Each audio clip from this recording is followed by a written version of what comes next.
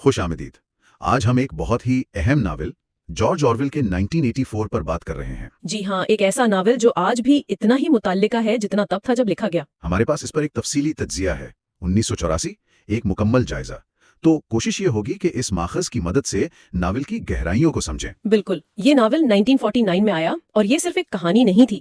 Orwell کا مقصد، جیسا کہ ماخذ بتاتا ہے، وہ اصل میں اسٹالنزم اور ناززم جیسے نظاموں کے خلاف ایک طرح کی وارننگ دینا تھا. اچھا، تو یہ صرف سوویت یونین یا نازی جرمنی تک محدود نہیں تھا؟ نہیں، ماخذ یہ بھی کہتا ہے کہ آرویل نے برطانیہ میں جنگ کے دوران جو سینسرشپ اور پروپیگنڈا دیکھا، اس کا اثر بھی کہانی پر ہے. اور کہانی کی دنیا ہے اوشینیا، پارٹی کی حکومت اور سب کا leader big brother. Big brother, جس کا نام تو سب نے سنا ہے. Big brother is watching you.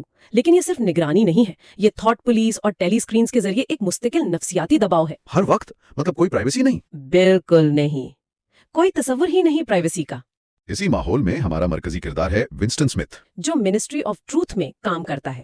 نام دیکھیں کیسا ہے. جی، جہاں تاریخ بدلی جاتی ہے، سچ کو جھوٹ بنایا جاتا ہے، اور ونسٹن کا کام ہی یہی ہے، تاریخ کو پارٹی کے مطابق دوبارہ لکھنا. لیکن وہ اندر سے باغی ہے. جی ہاں، اور اس کی بغاوت شروع ہوتی ہے ایک خفیہ ڈائری سے، جس میں وہ لکھتا ہے ڈاؤن ود بگ برادر. یہ تو سیدھا سیدھا تھاٹ کرائم ہو گیا. بالکل، سوچ کا جرم. پھر اس کی زندگی میں جولیا آتی ہے. ان کا رشتہ بھی تو ایک قسم کی بغاوت ہی ہے نا، پارٹی کے خلاف. یقیناً، پارٹی تو محبت اور ذاتی تعلقات کو بھی کنٹرول کرنا چاہتی ہے. ان کا ملنا، وہ بھی مسٹر چیرنگٹن کی دکان کے اوپر والے کمرے میں، یہ سب بہت بڑی بغاوت ہے. اور وہیں ان کی ملاقات اوبرائن سے ہوتی ہے. اوبرائن، جو پارٹی کا ایک اہم رکن ہے، لیکن وہ خود کو خفیہ تنظیم بردرہڈ کا حصہ ظاہر کرتا ہے. یہ ایک اہم موڑ ہے. ونسٹن اور جولیا اس پر بھروسہ کر لیتے ہیں. ہاں، اور یہی ان کی غلطی ثابت ہوتی ہے، کیونکہ وہ جو مسٹر چیرنگٹن تھا، وہ دکاندار، وہ تھاٹ پولیس کا ایجنٹ نکلتا ہے. جی، دونوں گرفتار ہو جاتے ہیں اور انہیں لے جایا جاتا ہے ministry of love. Ministry of love, نام پھر سے بالکل الٹ. یہی تو آرویل کا کمال ہے. وہ دکھاتا ہے کہ کیسے زبان کو استعمال کیا جاتا ہے حقیقت چھپانے کے لیے.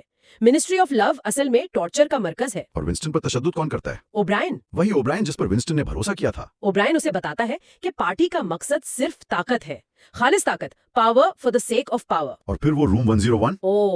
روم 101، جہاں قیدی کو اس کے سب سے بڑے خوف کا سامنا کرایا جاتا ہے. ونسٹن کا خوف چوہے ہیں. اور اس خوف میں وہ جولیا سے غداری کر بیٹھتا ہے. جی، وہ چیختا ہے کہ یہ اس کے ساتھ کرو. یہ وہ لمحہ ہے جہاں اس کی انسانیت، اس کی روح مکمل طور پر توڑ دی جاتی ہے. یہ سب کیسے ممکن ہوتا ہے؟ پارٹی کے پاس کیا اوزار ہیں؟ 2 بڑے اوزار ہیں. ایک تو نیوز سپیک. اچھا، وہ نئی زبان. جی، ایک ایسی زبان جس میں باغیانہ خیالات کا اظہار ممکن ہی نہ ہو، الفاظ کم کر کے سوچ کو محدود کرنا. اور دوسرا؟ ڈبل تھنک، یعنی بے وقت 2 متضاد باتوں پر یقین رکھنا. جیسے پارٹی کے نعرے ہیں، جنگ امن ہے، آزادی غلامی ہے، جہالت طاقت ہے. یہ تو ذہن کو بالکل کنفیوز کرنے والی بات ہے. یہی مقصد ہے، ذہن پر مکمل کنٹرول. اور یہ کنٹرول نافذ کرتی ہیں وہ 4 وزارتیں، منسٹری آف ٹروتھ، پیس، لو اور پلینٹی. سب اپنے ناموں کے الٹ کام کرتی ہیں. تو بنیادی موضوعات کیا ہوئے؟ مطلق الانانیت. جی، مطلق الانانیت، نگرانی، پرائیویسی کا خاتمہ، سچ اور تاریخ کی مینیپولیشن.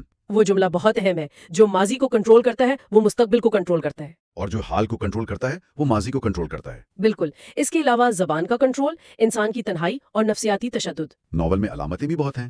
بگ بردر، روم 101، وہ پیپر ویٹ جو ونسٹن خریدتا ہے. ہاں، وہ شیشے کا پیپر ویٹ جس میں کورل ہے، وہ ماضی کی سچائی کی خوبصورتی کی علامت ہے.